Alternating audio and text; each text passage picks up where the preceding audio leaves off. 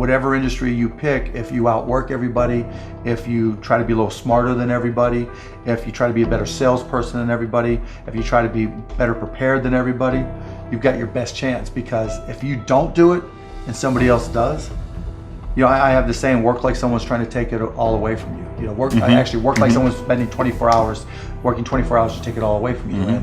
And that's kind of the way I look at it. What would you say is the number one reason why people fail? Lack of brains, lack of effort. Lack of brains, lack of effort. Yeah, they don't do the work. They don't learn. You know, when you walk in the room, when you start a business and you start to talk about somebody, you're never in a vacuum with no competition. You know, unless you're just extremely lucky. And if there's going to be competition, that means somebody else knows your business as well as you do when you get started. And if you walk into a competitive environment and they still know more about the business than you do and more about your customers, you're going to lose. But most people don't consider that. They don't do the work. They don't learn more about their industry. They don't know even about their business. I mean, and so you've got to put in the effort to know more about your industry than anybody else. And that's the brains part, and that's the effort part as well. Because look, if you're competing with me, you better know what you're doing, otherwise I'm gonna kick your ass. You know, and you're not gonna outwork me. And so, you know, the combination is usually what kills businesses early on more than anything. You could, within a 5-10 minute interview, say, this dude's not gonna make it as an entrepreneur. Yeah, I mean, I can typically tell, right? I can tell by their passion, I can tell by their focus, I can tell by their preparation. You know, there's a whole realm of things in any business. Here, you know, here's the business you're in, and here's 1,000 things that influence whether or not you're going to be successful. You know, through my experience in businesses, I can put myself in his position and say, okay, here are 900 of the 1,000 things he has to be aware of, and then go through and ask. And by how many of those or her issues they've been able to address already, that kind of gives me a sense of how hard they're willing to work. You know, and I can tell by the questions they ask me. So all I have to do is say, okay, what do you want to know? And you know, when they start saying, what should I do? They ask you. Yeah, you know, and that's fine, right? And I want them to ask questions, but you know, people like to say, you know, the only stupid questions are the ones you don't ask, and that's not right, right? Because the questions you ask tell whoever more about you than anything else you do. Because in particular, it tells me about your preparation. If you ask me questions about just basic things that you should have known and you should have down to a science, that's going to disqualify you almost more than anything. If you're not always learning, to this minute, if I'm not continuously learning, if I'm not just absorbing as much as I can absorb, someone else is going to kick my ass, right? So you talk about paranoia. The greatest source of your paranoia should be knowledge. If someone else knows more than you do, and if you're not learning, if you don't know how to learn, if you don't have a thirst for learning and acquiring information, you're SOL.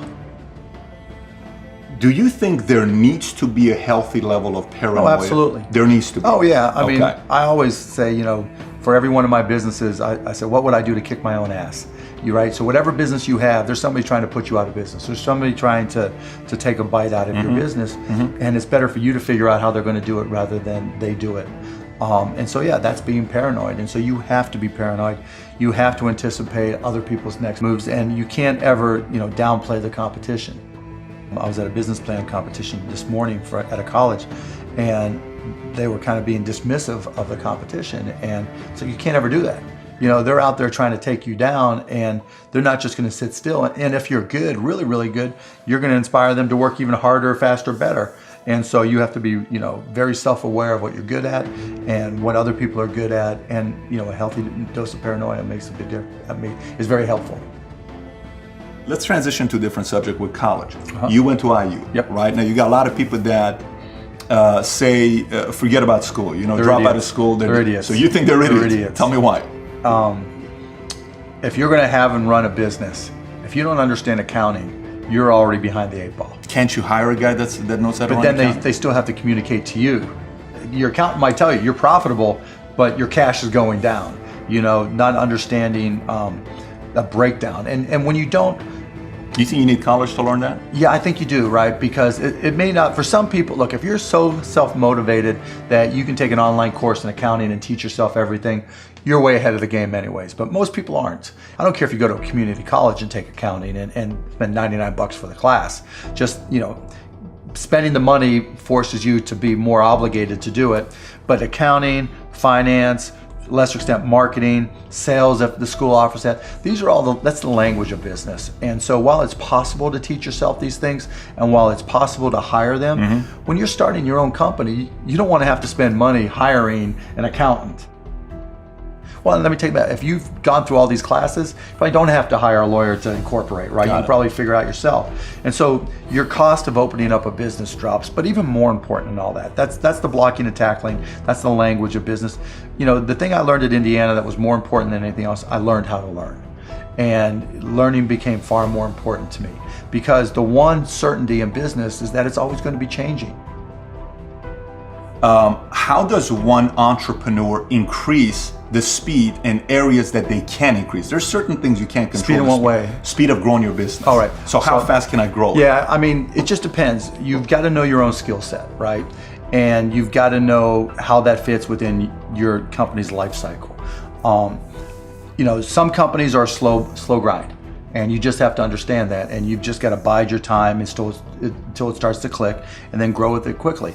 You know, if you're trying to release a product that needs to be ubiquitous, you've got to go as fast as you can, and then, you know, release a product, yeah, like a launch. Yeah, and you know, there's a lot of people who will say, you know, perfection is the enemy of profitability, right? And that doesn't mean you have to wait till it's a perfect product. It really just depends on what the product is. It, you know, a barbershop, right? Is it an app? Is it a service? Is it a product? But, you know, the key is looking for the low-hanging fruit. What customers are willing to write you a check or commit to it? You know, so that they're willing to integrate it into their daily lives or integrate it into their daily business. And so getting a commitment either through time or revenue is typically what I look for. And so if I can get a commitment, then I'm going to be able to learn. I'm going to see how they use it. Do they sustain usage? And then once I get the next one, you know, hopefully it came a little bit faster than the first one. Then I can ask for referrals, and then the next one, then the next one, and I just try to ramp it up. You know, when I bought the Mavs, we had no season ticket holder base. And so literally it was a matter of just putting a list of former season ticket holders in a white pages back then, you know, on my desk next to my phone, and making phone calls. You? Yeah, me. Yeah, because if I'm not going to do it, how can I expect someone else to do it, right? So just get on the phone. Hey, this is Mark Cuban. I'm the new owner of the Dallas Mavericks. You know, I'd like to invite you back for a game. It's not, though. This is my business. But you can't get regular sales guys or something to make those calls once they get to a quarter. You're a guy that's a billionaire. You're making those calls. But that's all, you know, and that's fine and good, right? Because everybody's got their own goals, right? But still, I didn't want anybody at the Mavs to be able to say, well, he's not willing to do the work, right? There's, you know, if I walk around, I'm picking up all the papers. I'm not saying go get that picked up. I'm like, okay, that's trash. I'm picking it up. But in terms of speed of growth, it's really, you got to get that first customer first. And then when you get that first, what did you learn? Reiterate, get that next customer. And then hopefully as you learn more and more through the process, then the next one comes by even faster. You know, alluding to it earlier about entrepreneurs being born or built, you know, and I think I knew I was wired to be excited about business. How or why, I don't know, but you know, and there's certain guys that have the genetics to jump out of the gym, right? There's certain guys, you know, that, you know, when they golf, they have the muscle memory and the discipline. You know, Dirk Nowitzki may not be the most talented guy in the NBA, but his discipline and his focus to do what's necessary to be successful, he's willing to do, and combine it with being 7 feet tall and being skilled, you know, it makes him an amazing basketball player. So it's understanding what your skill set is, finding the right place to use those skills, and then going for it. You know, will that make you 250 grand? It depends if you pick the right industry. You know, I started my first business when I was 12. I was buying and selling baseball cards, buying and selling stamps. Anything I could do to make money, I was hustling and trying to do. So I was into business, but I not so much where it was all my friends were into it with me, so they wouldn't know. Baseball cards. Yeah, baseball cards, you name it. I mean, I grew up in Pittsburgh. And so I would, probably even less than 12 years old, I would go out and buy a bunch of baseball cards that I collected, and I would package, I would say, okay, you're guaranteed to have a Pittsburgh Pirate in this package, and I would charge 3 times as much, and I'd set up on this park bench down in the park down in Scott Township where I grew up, and I'd have these little sales. and it was great. I made money, and I mean, it was, you know, and I learned as much about business when I was 9, 10, and 12 as I learned any other time.